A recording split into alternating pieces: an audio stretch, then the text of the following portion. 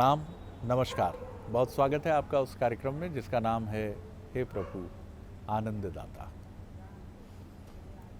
इस कार्यक्रम को लेकर आप निरंतर अपनी प्रतिक्रियाएं हमें भेज रहे हैं और एक बड़ी दिलचस्प प्रतिक्रिया हमें मिली है।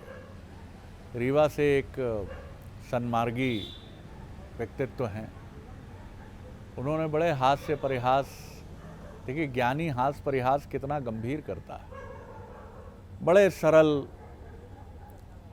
उन्होंने फ़ोन किया, बहुत सहज सरल प्रणाम करते हुए उन्होंने कहा कि जैसे ही आपकी टीवी की स्क्रीन ऑफ होती है, जो ज्ञान हमको आपके कार्यक्रम के माध्यम से मिलता है वो भी ऑफ हो जाता है।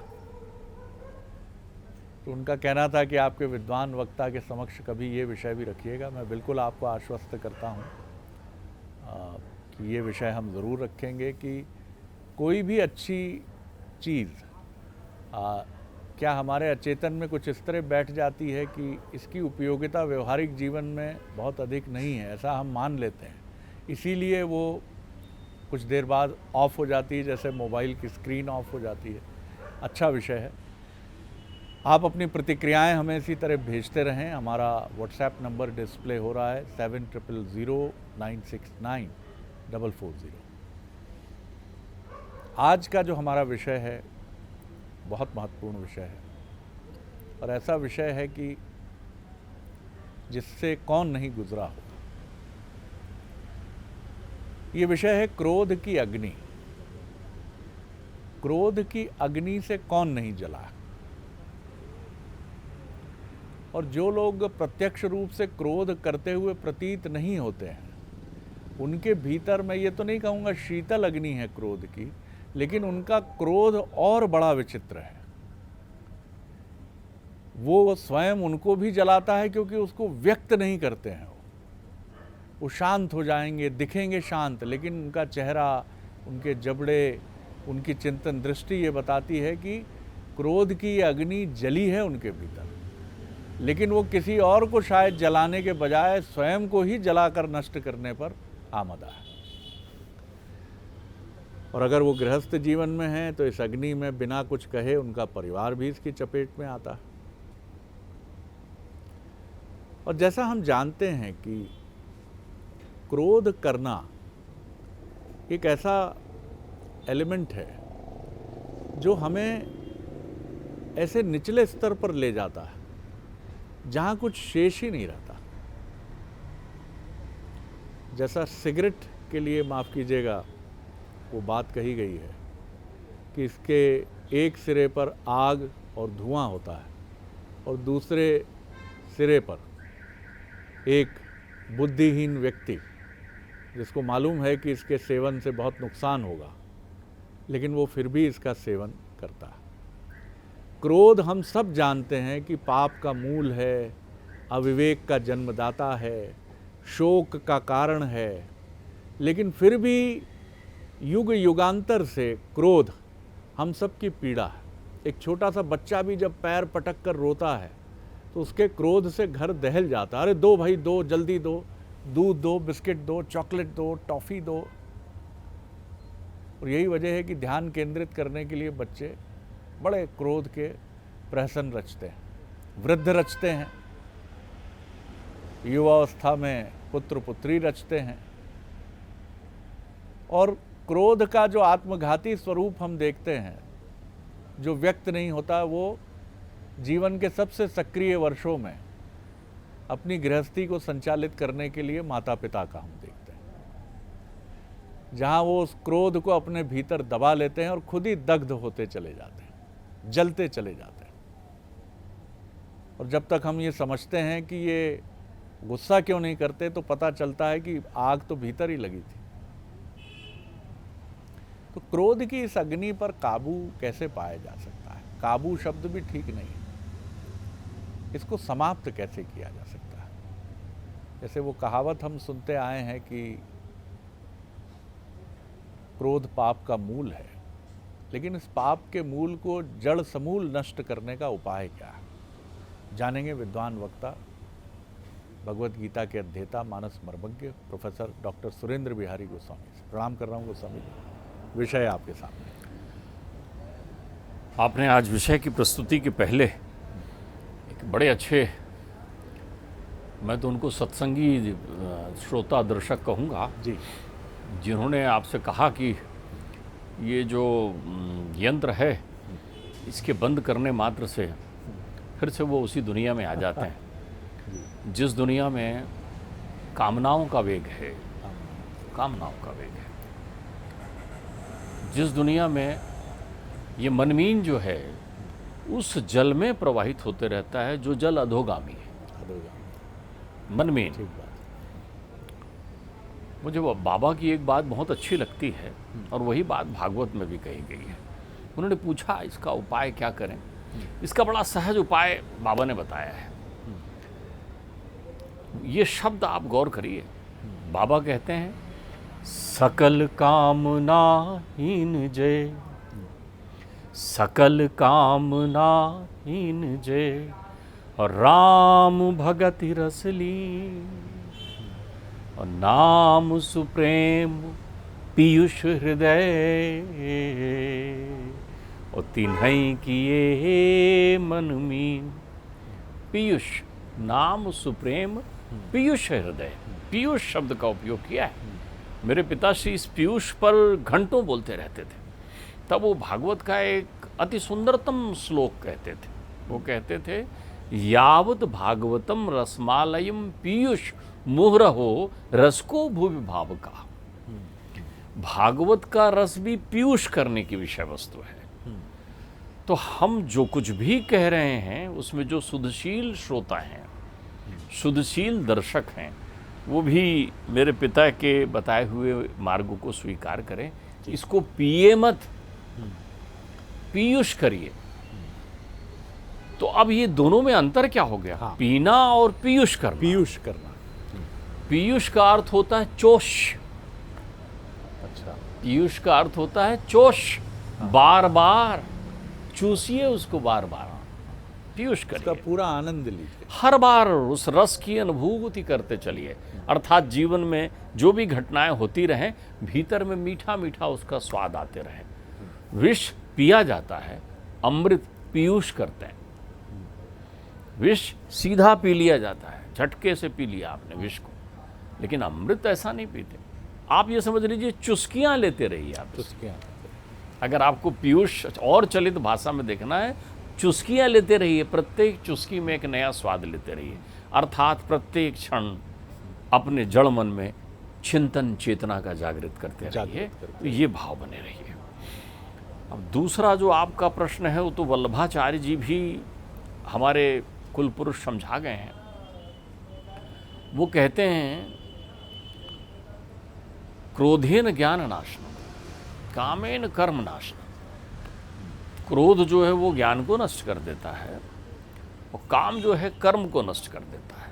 लोभेन भक्ति नाशनम तस्मात् एतत्त्रय त्यजेत। इसलिए सावधान मनुष्य को इन तीनों का त्याग भाव से उपभोग करना चाहिए या त्याग देना चाहिए। तो क्रोधेन ज्ञान नाशनम। अब ज्ञान नाश कौन करता है? किसमें ज्ञान नहीं होता? असुर में। आपको संसार में डरावनी फिल्मों में अलग अलग राक्षस और दैत्य दिखाई देते हैं ना, तो ध्यान रखिए, दया धर्म का स्वरूप है, इसलिए सुंदर है, स्वरूपवान है। कौन? दया। जब भी आपके अंतर चित्त में दया आए तो आप समझ लीजिए बड़ी सुंदर चीज आपने प्राप्त कर ली है। आप स्वरूपवान हो जाएंगे दया करते ही। आप सबसे खूबसूरत व्यक्ति हो जाएंगे संसार के, जैसे ही तुम्हारे चित्त में दया आ जाती है। ध्यान रखिएगा। और क्रोध आ गया तो क्रोध अगन का रूप है, अग्नि है, और क्रोध पिशाच कहलाता है। तो जब आपको किसी को दिखाना हो कि आओ हम तुमको पिशाच दिखाते हैं, तो उस व्यक्ति के समक्ष प्रस्तुत कर देना जो क्रोध में हो। क्रोध एक ऐसी पैशाचिक शक्ति है जो आपके मस्तिष्क को अपने कब्जा में लेने के बाद जब तक आपका जीवन रोग शोक और अशांत ना हो जाए तब तक जाता नहीं, और उसको जाने में क्षण भर लगता है।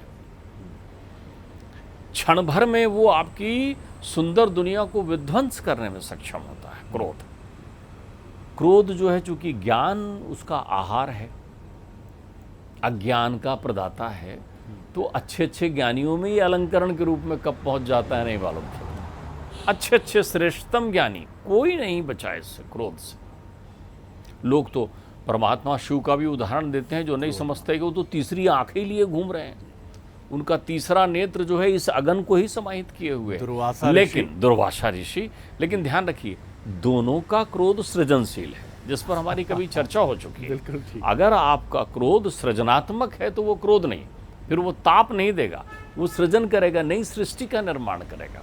इसलिए तो संहार के देवता रुद्र हैं, वो संहार ही इसलिए करते हैं कि नई सृष्टि का निर्माण कर सकें।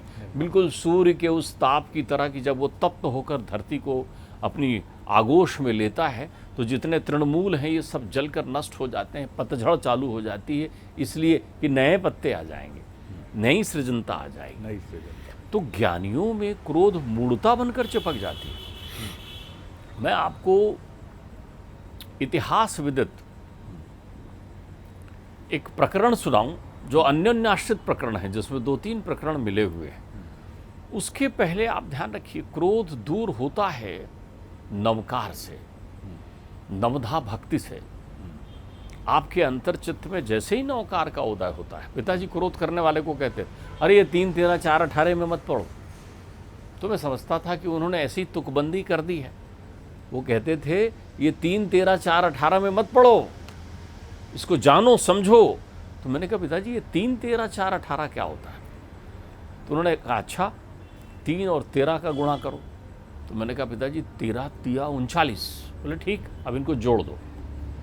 तो मैंने कहा 39 9 3 12 2 और 1 3। बोले पकड़े रहो इसको, 3 3 13। अब 4 18, 18 चौक 72, 7 और 2 9। बोले ये 9 को पकड़ लो। अब 9 को 3 से मिला दो, 9 तिया 27, 7 2 9। तो जीवन में समंक को थामे रहो, न घटो न बढ़ो। क्रोध तुम्हें या तो घटा देगा या तत्क्षण किसी मामले में बढ़ा देगा, तो इससे मुक्त रहो। तो 3 13 4 18 कहते थे। अब मैं आपको जो गुण रहस्य की कथा सुना रहा हूं वो अद्भुत है। दाक्षी के पुत्र हैं पाणिनि। ऋषि पाणिनि का व्याकरण अष्टाध्यायी कौन नहीं जानता। दाक्षी माँ के पुत्र हैं। उपवर्षा उनके गुरु का नाम है। पाणिनि बाल्यावस्था में गुरुकुल में कमजोर थे, बुद्धि नहीं चलती थी, व्याकरण में सबसे ज़्यादा कमजोर थे। गुरु माता ने कहा बेटा तुम ज्ञान के देवता को पकड़ो, जाओ शिव जी के पास में, शिव की आराधना करो। वो जो है प्रयागराज में आए, अक्षय वट के नीचे बैठकर उन्होंने शिव की आराधना की। शिव प्रकट हुए, पाणिनि को उन्होंने शब्द व्याकरण प्रदान कर दिया। पाणिनि ने उनके शब्द व्याकरण के वरदान को प्राप्त करके व्याकरण सूत्र की रचना की, जो अष्टाध्यायी के नाम से विश्व में प्रसिद्ध हुआ। पाणिनि का व्याकरण। पाणिनि के सहपाठी थे कात्यायन। तो कात्यायन के अंतर्चित्त में द्वेष उत्पन्न हो गया। पाणिनि के अष्टाध्यायी की जब चारों तरफ प्रशंसा होने लगी तो कात्यायन को द्वेष उत्पन्न हो गया। उन्होंने उनकी आलोचना करने के लिए, अर्थात व्याकरण की, पाणिनि के व्याकरण की आलोचना करने के लिए वर्तिका की रचना कर दी। अच्छा। अब उन्होंने वर्तिका लिख लिया। उस वर्तिका में व्याकरण के अपवाद दिए हुए थे। इनके अष्टाध्यायी में क्या अपवाद है। जैसे ही पाणिनि की ज्ञान में आया, पाणिनि क्रोध के आगोश में हो गए। महर्षि पाणिनि ने कहा कि तू तत्काल मृत्यु को प्राप्त हो जाए, तत्काल शापित कर दिया। कात्यायन कुछ पल तो सोचते रहे, फिर उन्होंने कहा सूर्योदय के पहले तुझे व्याघ्र खा जाए। दोनों क्रोध में आ गए।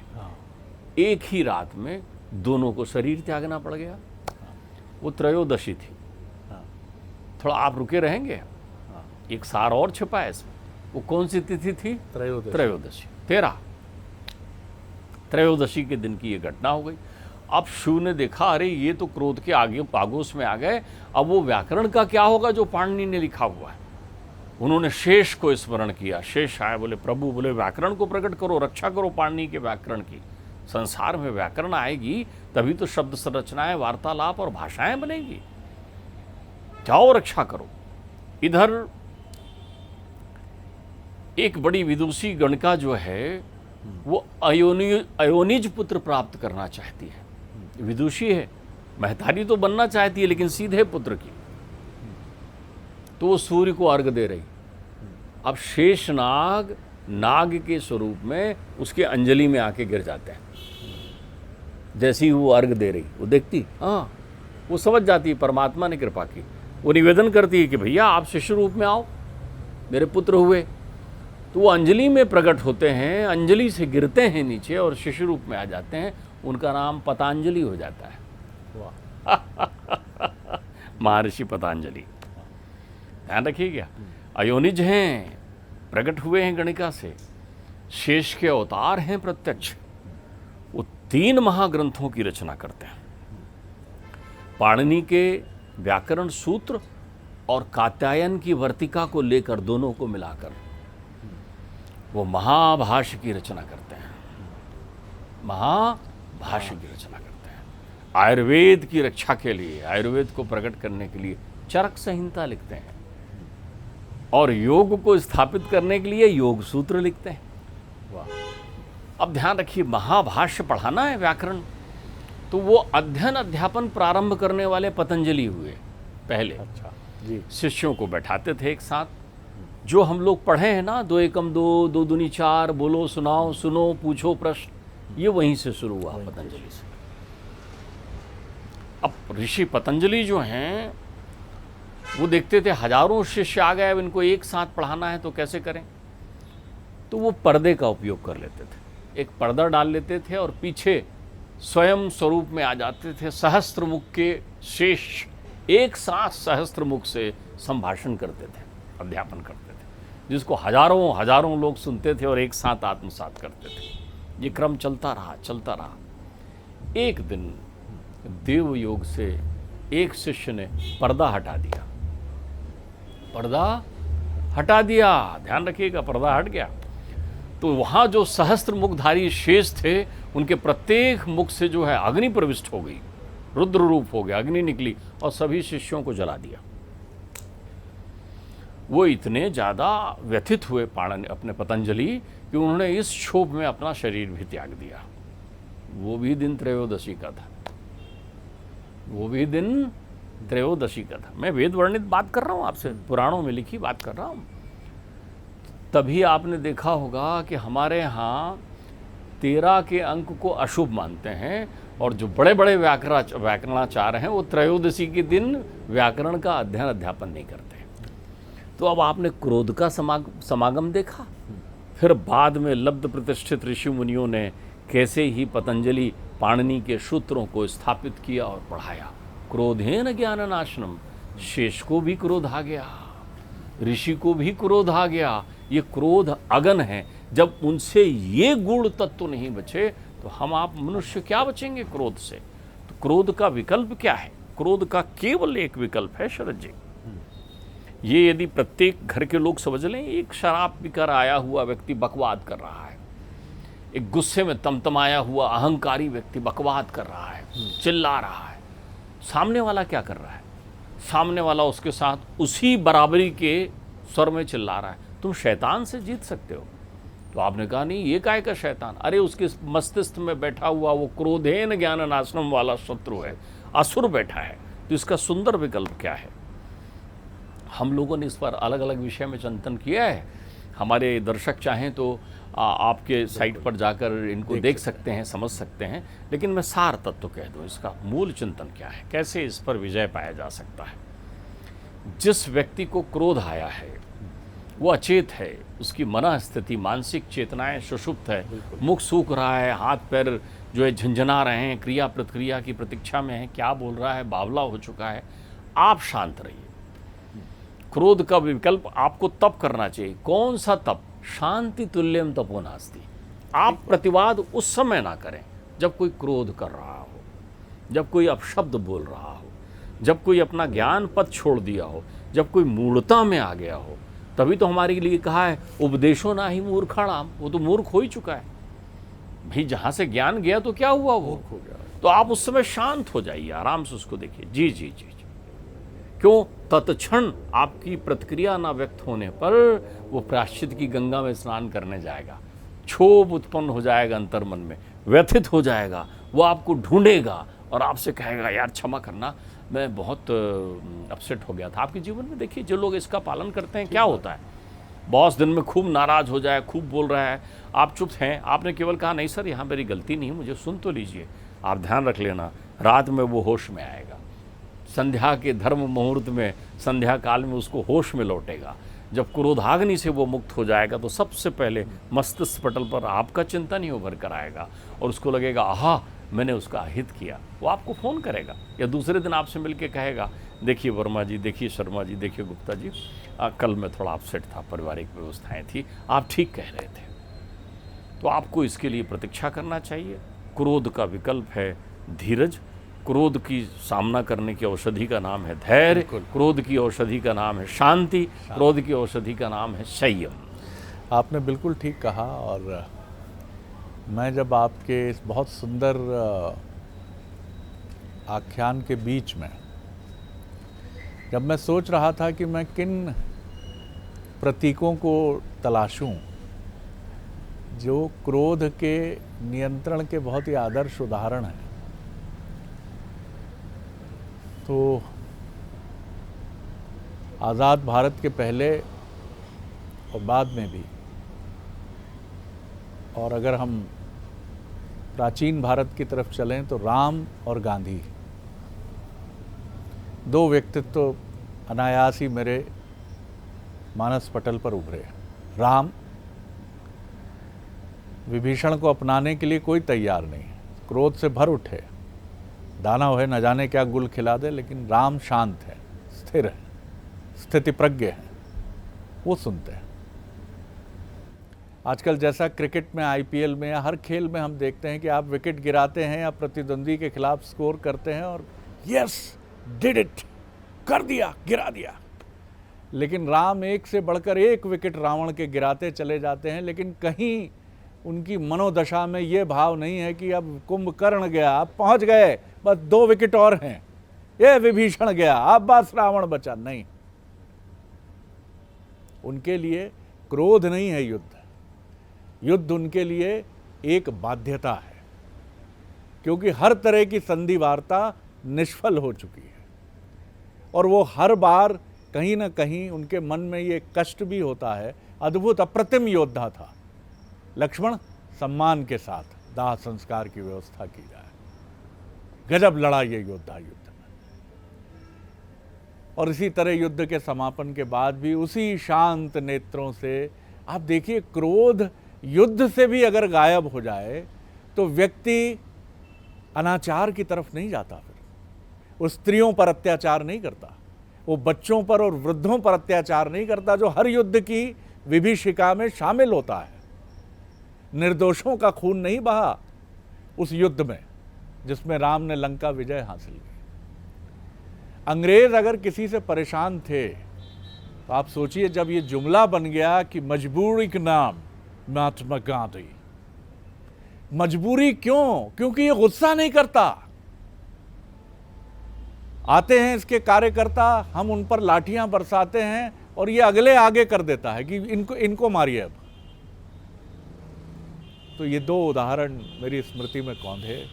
तो बिल्कुल ठीक बात है कि क्रोध को अगर हम नियंत्रित करना चाहें, उसे समूल उसका विनाश करना चाहें, तो ज्ञान की धारा को प्रज्वलित रखें, शांत रखें मन को और आगे बढ़ें। आनंद आ गया स्वामी जी।